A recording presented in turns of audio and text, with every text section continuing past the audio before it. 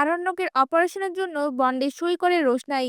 এমনটাই দেখতে চলেছেন রোশনাই ধারাবাহিকে। আদিত্য কাপুর ডাক্তারের সাথে কথা বলে রোশনাই ও ছোটনকে সেই খবরটা দিতে আসে। আদিত্য কাপুরের কাছে আরণ্যকের হার্ট সার্জারির কথা শুনে রোশনাই ভয় পেয়ে যায়।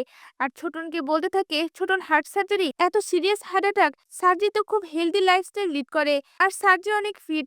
তারপরে এসব কি করে হলো বলো না ছোটন। তখন ছোটন বলে ওঠে, আরণ্যক কিছুদিন ধরে এতটা অন্যরকম ছিল না, কিছু খাচ্ছিল না ঠিক মতন, কোনো কিছু করছিল না, পুরোপুরি একা হয়ে গেছিল।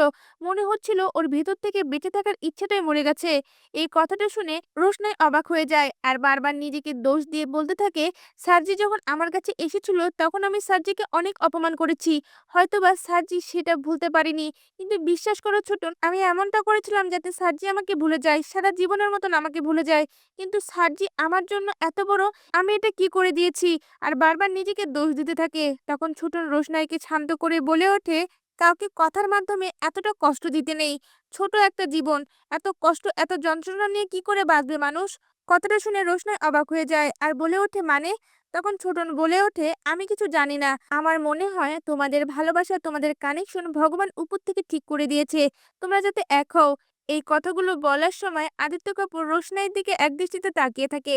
এরপর দেখা যায় আদিত্য কাপুর আবারও ডাক্তারের সাথে দেখা করে এসে রোশনাই ও ছোটনকে বলে ওঠে, আরণ্যকের অপারেশনটা খুব ক্রিটিক্যাল হতে চলেছে। এখন আরণ্যককে লাইফ সাপোর্টে রাখা হয়েছে। ডক্টরের টিম দেখছে কি করা যায় না করা যায়। এই কথা শুনে রোশনাই পুরোপুরি ভেঙে পড়ে। এরপর আদিত্য কাপুর আবারও বলতে থাকে, ডাক্তার বলেছে আরণ্যকের হার্টে একটা মেজর ব্লক হয়েছে। এই কথাগুলো শুনে রোশনাই ভয় পেয়ে যায় আর নিজেকে দোষ দিয়ে বলতে থাকে, সবটা আমার জন্য হয়েছে আর আমাকেই সবটা ঠিক করতে হবে। এই কথা বলে দৌড়ে হসপিটাল থেকে বেরিয়ে যায় আর মন্দিরে গিয়ে ঠাকুরের সামনে বসে অঝরে কান্না করতে থাকে। এরপর দেখা যায় রোশনাই সেই ঠাকুরের সামনে পুজো দিয়ে ঠাকুরের পায়ের ফুল নিয়ে হসপিটালে ছুটে আসে। এমনটাই দেখতে চলেছে নতুন পর্বে।